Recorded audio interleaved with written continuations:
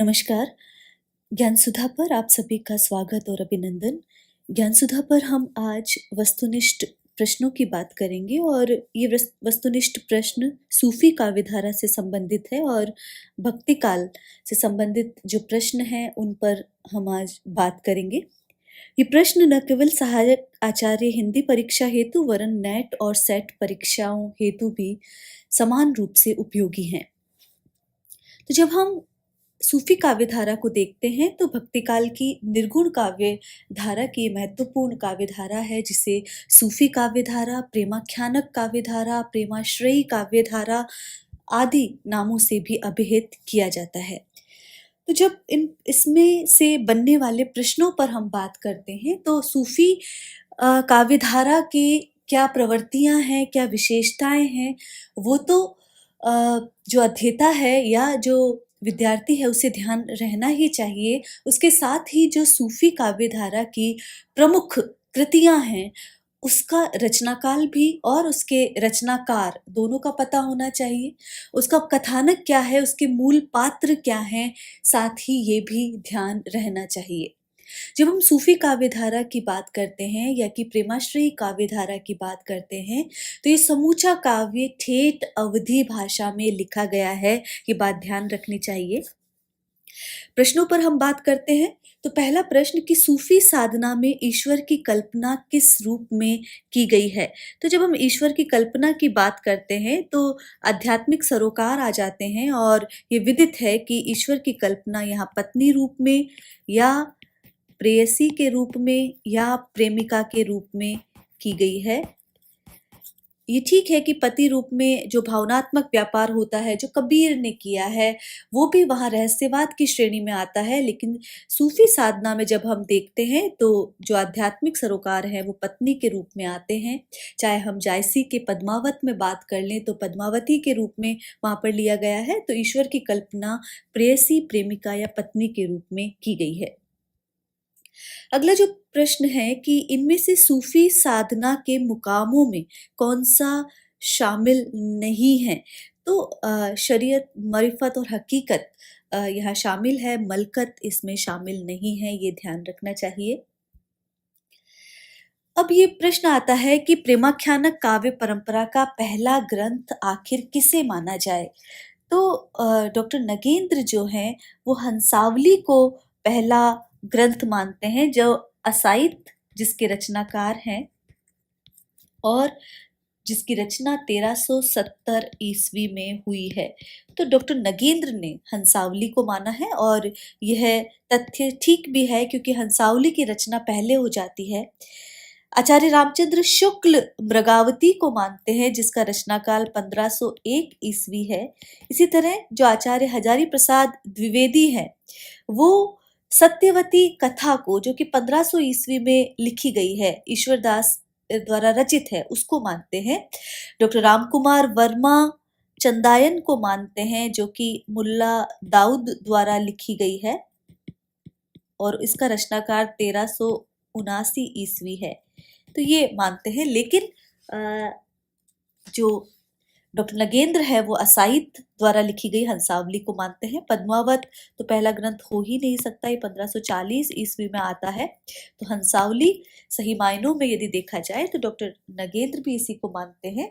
और जब असाइत की लिखी गई हंसावली की बात करते हैं तो गुजराती मिश्रित पश्चिमी हिंदी में रचित प्रेम कथा है, मूलतः अवधी में है, लेकिन गुजराती मिश्रित पश्चिमी हिंदी का प्रयोग यहाँ पर किया गया है। तो ये तथ्य ध्यान रखे जाने चाहिए।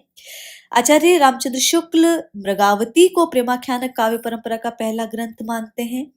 मृगावती के रचना कुतुबन है रचनाकार और ये 1501 ईस्वी में लिखी गई है। तो मृगावती को आचार्य रामचंद्र शुक्ल मानते हैं, लेकिन सही मायने में असाइत द्वारा लिखी गई जो हंसावली है वो प्रेमाख्यानक परंपरा का, सूफी काव्य परंपरा का पहला ग्रंथ माना जा सकता है। मृगावती के बारे में यदि हम कुछ बातें और जानना चाहें तो जो मृगावती ग्रंथ है कुतुबन द्वारा लिखा गया है, नायिका इसकी मृगावती है और विभिन्न प्रवृत्तियां जो कि परंपरागत प्रेमाख्यानों की है वो भी इसमें देखी जाती है। इसमें जो नायक है वो योगी वेश में घर से निकल जाता है और मार्ग में एक अन्य सुंदरी को किसी राक्षस के चंगुल से निकालकर उससे विवाह करता हुआ अंत में मृगावती को पाने में सफल होता है। भाषा इसकी भी अवधि है और यदि देखा जाए तो दोहा चौपाई छंदों का प्रयोग इसमें भी किया गया है। जो अगला प्रश्न है कि चंदायन के रचयिता का नाम कौन है? तो जैसा कि हमने पहले प्रश्न में देखा कि मुल्ला दाऊद इसके रचनाकार हैं। यदि हम देखें तो चंदायन के, और जो चंदायन को जो ग्रंथ माना है, डॉक्टर राम कुमार वर्मा पहला ग्रंथ भी मानते हैं सूफी काव्य परंपरा का। अलग अलग रचनाकारों ने अलग अलग माना है। चंदायन का समय 1379 ईस्वी है जो सूफी काव्य परंपरा का ग्रंथ है। और यदि चंदायन को देखें तो ये चांदायन भी कहीं कहीं इसका नाम मिलता है। प्रेमाख्यानक परंपरा का दूसरा काव्य है ये, पहला हंसावली को माना गया है और मुल्ला दाऊद इसके रचनाकार हैं और 1379 ईस्वी में इसका जो रचना हुई है। डॉक्टर माता प्रसाद जो गुप्त हैं वो इस ग्रंथ का मूल नाम लोर कहा या लोर कथा भी मानते हैं। ये प्रश्न भी पूछा जाता है और किसने माना है? ये माता प्रसाद गुप्त ने माना है, लेकिन इसकी जो मूल प्रसिद्धि है वो चंदायन या चांदायन नाम से ही मानी जाती है।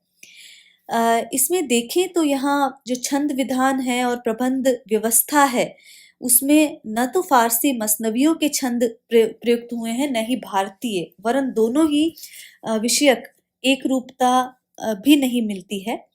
यह प्राकृत और अपभ्रंश साहित्यों की परंपरा में कड़वकों में की गई है और कड़वक चौपाई की 5 अर्दालियों तथा एक दोहे या मिलते छुलते छंद जैसा है, ये माता प्रसाद गुप्त का कहना है। तो ये कुछ महत्वपूर्ण तथ्य हैं जो ध्यान रखने चाहिए। इसमें नायक लोर है और नायिका चंदा का उन्मुक्त प्रणय, प्रथम दर्शन आदि बातों की बात की गई है। इसकी भाषा अवधि है। तो ये मुख्य प्रश्न बनते हैं चंदायन से संबंधित। आगे जो प्रश्न बनता है कि मधुमालती के रचनाकार कौन हैं?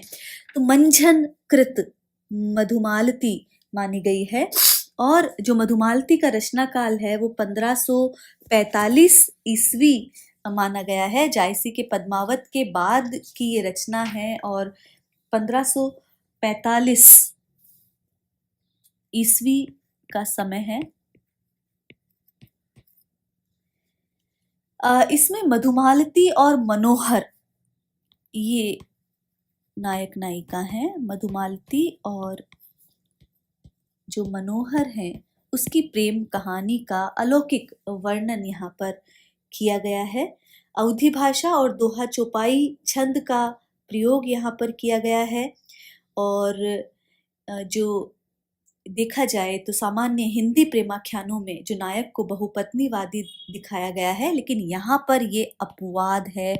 यहाँ पर जो मनोहर है वो बहुपत्नीवादी नहीं है।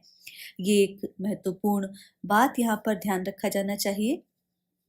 शेख नबी की कौन सी रचना है? तो ज्ञानदीप है, जो कि यदि देखा जाए तो 1619 ईस्वी में ज्ञानदीप की रचना होती है और इसमें ज्ञानदीप और देवयानी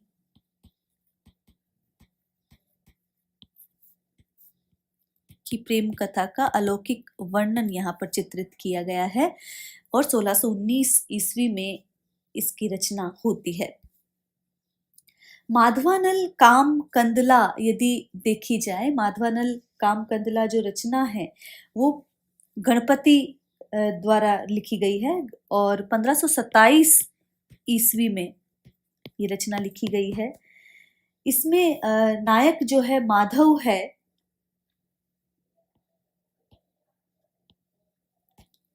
और जो काम कंदला है वो नायिका है, उस श्रेणी में आती है और इनके प्रेम का चित्रण यहाँ पर किया गया है।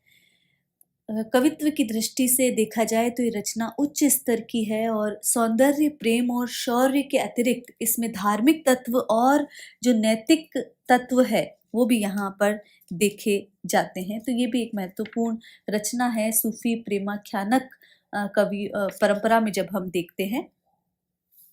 रूप मंजरी के रचयिता यदि देखा जाए तो नंददास है। ये भक्ति के प्रेमाख्यानक काव्य परंपरा का ये भी एक ग्रंथ है। जैसा कि हमने देखा गणपति रचित माधवानल कामकंदला, ये भी अवधी भाषा में लिखी गई है, प्रेमाख्यानक काव्य है और इसमें प्रेम का जो निरूपण है अत्यंत रोमांचक शैली में किया गया है। इसकी भाषा राजस्थानी मिश्रित अवधी है, ये बात ध्यान रखना है कि इसमें इसकी भाषा, मूल भाषा इसकी राजस्थानी है। ये प्रश्न थोड़ा विसंगति से युक्त बन सकता है। अवधी और राजस्थानी इसके दोनों विकल्प सही जाते हैं। तो इसकी भाषा राजस्थानी है और अवधी का भी प्रयोग है। ढोला मारूरा दूहा किस भाषा में रचित प्रेमाख्यानक है? ढोला और मरवण की कथा है, राजस्थान की प्रेम कथा है और राजस्थानी भाषा में लिखी गई है जिसके रचनाकार अज्ञात है। इसी तरह मधुमालती का नायक हमने देखा मनोहर है। मनोहर और मधुमालती का चित्रण है जब हम मधुमालती की बात करते हैं तो, और मधुमालती का रचनाकाल जो है 1545 ईस्वी है हमने देखा। और मनोहर जो है एक पत्नीवादी हैं। ये एक जो प्रेमाख्यानक परंपरा की एक प्रवृत्ति है उससे इतर यहाँ पर देखा गया है। किस प्रेमाख्यानक काव्य का नायक राजकुमार ऋतुपर्ण है? तो यहाँ पर सत्यवती कथा जो है, जो कि 1501 ईस्वी में लिखी जाती है और इसके रचयिता ईश्वर दास हैं।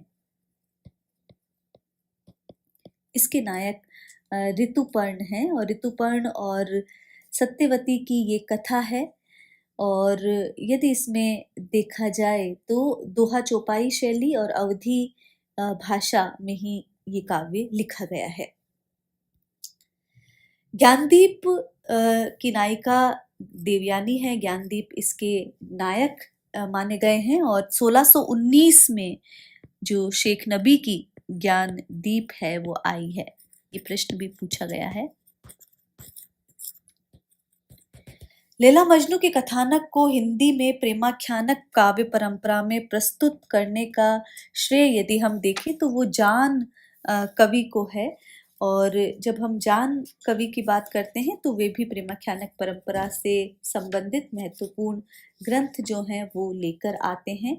17वीं शताब्दी के मध्य संख्या की दृष्टि में सर्वाधिक प्रेमाख्यान जो लिखे हैं वो जान कवि ने लिखे हैं और ये 1612 से 1664 ईस्वी तक लिखे हैं। 78 काव्य ग्रंथों की रचना इन्होंने की है, लेकिन इनमें से 29 जो हैं वो प्रेमाख्यानक काव्य हैं।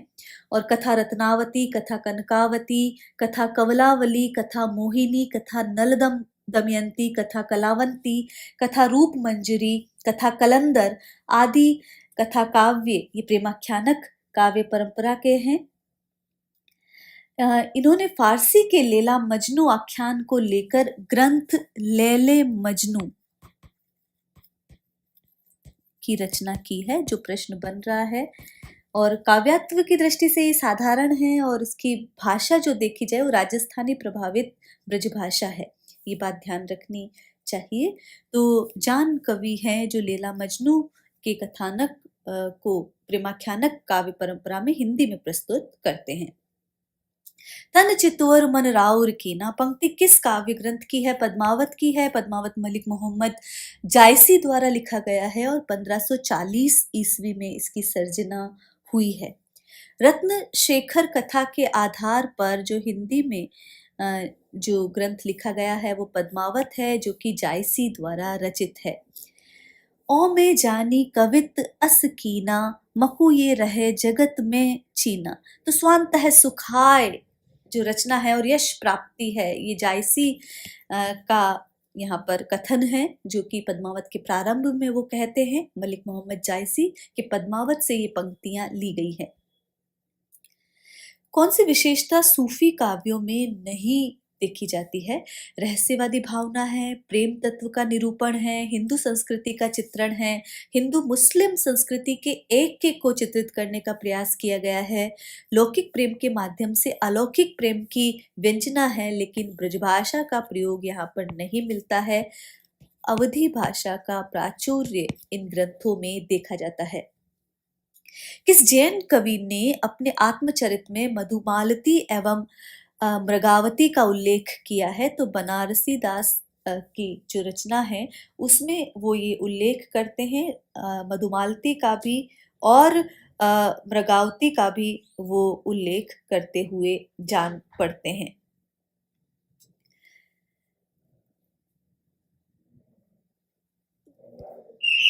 आखिरी कलाम यदि देखी जाए, जो कि जायसी की कृति है, और ये बाबर के समय में लिखी है। मलिक मोहम्मद जायसी की यदि हम बात करें तो बाबर के समय में ये ग्रंथ लिखा हुआ जान पड़ता है, आखिरी कलाम। और 1528 ईस्वी इसका रचना काल है, जो कि बाबर के समय ये लिखी गई है। और इसमें बादशाह बाबर की प्रशंसा भी की गई है कि भा अवतार मोर 9 सदी 30 बरस ऊपर कवि बदी। तो इस प्रकार करते हैं 1528 ईस्वी में आखिरी कलाम।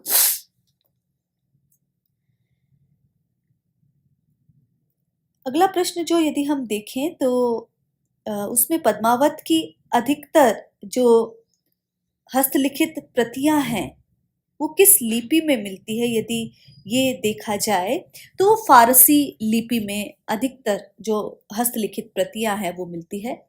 हमने बनारसी दास की बात की कि किस जैन कवि ने मधुमालती और मृगावती का उल्लेख किया है, तो वो बनारसी दास हैं और वो अर्ध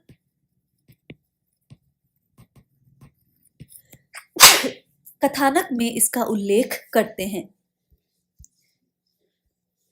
अगला जो प्रश्न है, यहाँ पर मोही का हसे सी की को हरही पंक्ति किस कवि की है?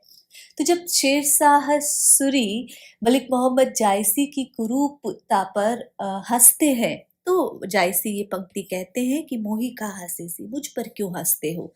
तो ये जायसी की पंक्ति है। आखिरी कलाम में किसका वर्णन है? तो आखिरी कलाम में कयामत का वर्णन है कि ग्रंथ में सृष्टि के अंत में क्या होता है, उस समय जिब्राइल आदि फरिश्ते क्या करते हैं, इसका जिक्र है। इस्लाम का जिक्र है, इस्लामी दर्शन का जिक्र है। तो आखिरी कलाम इस दृष्टि से मलिक मोहम्मद जायसी की महत्वपूर्ण रचना है। जैसा कि हमने देखा 1528 ईस्वी में इसकी सर्जना होती है और जायसी इसके रचनाकार है। जायसी की किस रचना में वर्णमाला के एक एक अक्षर को लेकर सिद्धांत संबंधी तत्वों से भरी चौपाइयां कही गई है? तो इस ग्रंथ की रचना जो बारखड़ी प्रणाली पर की गई है, अखरावट है, और मलिक मोहम्मद जायसी इसके रचनाकार हैं।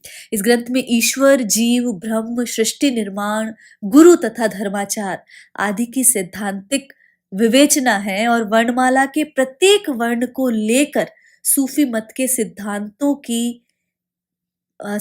पर पद रचना की गई है। पद्मावत में हीरामन किसका नाम है? हीरामन तोता है, जो कि रत्न सेन तक पद्मावती के रूप सौंदर्य का जिक्र करता है। राघव चेतन का उल्लेख आसुरी शक्तियों के रूप में पद्मावत में मलिक मोहम्मद जायसी ने किया है, जिसका रचनाकाल 1540 ईस्वी है। भूली चकोर दीढ़ी मुखलावा, मेघ घटा मह चंद दिखावा पद्मावत की पंक्तियां हैं। मलिक मोहम्मद जायसी का ये ग्रंथ है। प्रेम कथा परंपरा का सर्वाधिक प्रौढ़ सरस ग्रंथ जो माना गया है वो मलिक मोहम्मद जायसी के पद्मावत को माना गया है। गोरा बादल का उल्लेख चूंकि चित्तौड़ की कथा है, ऐतिहासिक कथा को आधार बनाया गया है, तो पद्मावत जो कि मलिक मोहम्मद जायसी की रचना है उसी प्रेमाख्यानक काव्य में ये उल्लेख मिलता है। चित्रावली कहाँ की राजकुमारी थी? तो रूपनगर की राजकुमारी है। चित्रावली उस्मान का एक ग्रंथ है जो कि 1613 ईस्वी में लिखा गया है और यहाँ पर भी यदि देखा जाए तो एक सुखांत रचना है। इसमें अवधी भाषा है, श्रृंगार रस का प्राधान्य है, वीर रस का भी चित्रण यहाँ पर मिलता है। जायसी के पद्मावत में कितनी अर्दालियों के बाद दोहा है? तो 7 अर्दालियों के बाद दोहा लिखा गया है और इस प्रकार कड़वक बनाया गया है। मसनवी शैली की रचना है। तो जितने भी प्रेमाख्यानक काव्य है उसमें अर्दालियों की संख्या अलग अलग है। मधुमालती में 5 अर्दालियों के बाद दोहा रखा गया है। पद्मावत में 7 अर्दालियों के बाद दोहा रखकर कड़वक बनाया गया है। कहा मान सर चाहा सो पाई, पारस रूप यहाँ लागी आई। ये पंक्ति भी मलिक मोहम्मद जायसी की है जो कि पद्मावत में लिखी गई है। विरह वर्णन के अंतर्गत पद्मावत में 12 मासा का जो प्रारंभ है वो किस महीने से किया गया है? तो जब हम देखते हैं तो मलिक मोहम्मद जायसी आषाढ़ के महीने से करते हैं जो 12 मासा का वर्णन। वो कहते हैं कि चढ़ा आषाढ़ गगन घन गाजा। तो ये इस तरह की बात, चढ़ा आषाढ़ गगन घन गाजा, साजा पिरह दुंद दल बाजा, धूम साम धोरे घन आए, सेत ध्वजा बगपाते दिखाए। तो इस प्रकार कहकर वो आषाढ़ मास से 12 मासा का प्रारंभ करते हैं, जिसका दोहा भी है इस पद का कि जिन घर कंता ते सुखी, तिन्ह गारो ओ गर्भ, कंत पियारा बाहिरे, हम सुख भूला सर्ब। तो इस प्रकार वर्णन करते हैं। नूर मोहम्मद की कौन सी रचना में आध्यात्मिक रूपक है? तो नूर मोहम्मद की जब हम बात करते हैं तो अनुराग बांसुरी जो रचना है उसमें आध्यात्मिक रूपक मिलते हैं। तो ये ध्यान रखा जाना चाहिए। हंसावली की नायिका कहाँ की राजकुमारी थी? तो हंसावली की जब हम बात करते हैं तो पाटन की वो नायिका है, उसका जिक्र किया गया है हंसावली में कि पाटन की नायिका है। और इसी आधार पर जो असाइत जो है इसका निर्माण करते हैं। यदि हम देखें तो पहला काव्य ग्रंथ माना गया है ये डॉक्टर नगेंद्र द्वारा और 1370 ईस्वी में इसकी रचना हुई है। इसमें राजस्थानी भाषा के प्राचीनतम रूप को देखा जा सकता है। वीर कथा और प्रेम कथा दोनों का चित्रण मिलता है इसमें। और यदि देखा जाए तो यहाँ पर पुरानी गुजराती का ग्रंथ भी कुछ भाषा वैज्ञानिकों ने इसे माना है। तो मिश्रित भाषा का प्रयोग है और ये पाटन की नायिका थी हंसावली यदि देखा जाए तो। कामदेव की स्थिति किस प्रेमाख्यानक काव्य ग्रंथ में है? तो माधवानल काम कंदला जो कि 1527 ईस्वी में लिखा गया है ग्रंथ, उसमें मिलती है। और गणपति जो है इसके रचयिता है और इसकी भाषा भी राजस्थानी और अवधी राजस्थानी भाषा मानी गई है, ये बात ध्यान रखें। कवित्व की दृष्टि से रचना उच्च स्तर की मानी जाती है। पद्मावत का रचनाकाल पद्मावत मलिक मोहम्मद जायसी की रचना है और 1540 ईस्वी इस महाकाव्य का रचनाकाल है। कुछ लोग 1520 ईस्वी या 927 हिजरी अगर आए तो 927 हिजरी आपको करना है, ये ध्यान रखें। और अवधि का प्रथम महाकाव्य है राजा रत्न सेन और पद्मावती की प्रेम कथा का चित्रण इस काव्य ग्रंथ में किया गया है। जायसी ने अपने किस गुरु का उल्लेख पद्मावत में किया है? तो सैयद अशरफ का उल्लेख जायसी अपने इस ग्रंथ में करते हैं। ये तन जारो छार के कहो कि पवन उड़ाओ, ये पंक्ति किस काव्य ग्रंथ की है? पद्मावत की ये पंक्ति है। तो इस प्रकार के प्रश्न जो है सूफी प्रेमाख्यानक काव्य परंपरा को लेकर पूछे जा सकते हैं। कौन रचयिता है, किसका रचयिता है, किस ग्रंथ का, ये आपको ध्यान होना चाहिए। जैसा कि सूफी काव्य प्रारंभ असाइत से माना गया है, असाइत की हंसावली, फिर मुल्ला दाऊद का चंदायन, इस तरह ये ग्रंथ ध्यान रखे जाने चाहिए कि हंसावली से सूफी प्रेमाख्यानक प्रारंभ होता है, फिर चंदायन जिसके मुल्ला दाऊद रचनाकार हैं, 1385 ईस्वी में इसकी रचना होती है। मृगावती कुतुबन कृत मृगावती है, 1503 ईस्वी इसका रचनाकाल है। मंझन कृत मधुमालती है, 1545 ईस्वी। पद्मावत है जायसी का, जो सर्वमान्य रूप से 1540 ईस्वी है। उस्मान की चित्रावली है, 1613 इसका रचना काल है। हंस जवाहिर एक रचना आती है, कासिम शाह की है और 1736 ईस्वी मानी गई है। राजा हंस और रानी जवाहिर की प्रेम कथा का चित्रण है। नूर मोहम्मद की अनुराग बांसुरी आध्यात्मिक रूपक मिलते हैं, इसमें हमने प्रश्न देखा। 1764 ईस्वी में ये रचना आती है और श्रेष्ठ प्रेम काव्य और रूपक काव्य है ये माना गया है। नूर मोहम्मद की ही एक और रचना है इंद्रावती, जो कि 1744 ईस्वी में लिखी गई है। शेख नबी की ज्ञानदीप रचना आती है, ये 1619 में लिखी गई है। शेख निसार की यूसुफ जुलेखा रचना आती है और ये 1790 ईस्वी में लिखी गई है। तो ये प्रमुख सूफी प्रेमाख्यानक काव्य परंपरा के ग्रंथ है। इसी तरह नसीर की प्रेम दर्पण, नसीर इसके रचनाकार हैं, 1847 ईस्वी में ये रचना लिखी गई है। आलम की माधवानल कामकंदला भी एक रचना आती है,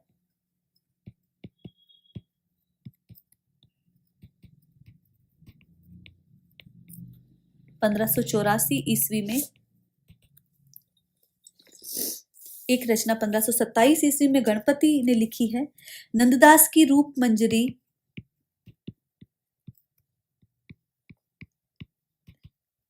1568 में आती है। इस प्रेमाख्यानक की नायिका विवाहिता होकर भी कृष्ण को उपपति के रूप में स्वीकार करती है, ये बात है यहाँ पर।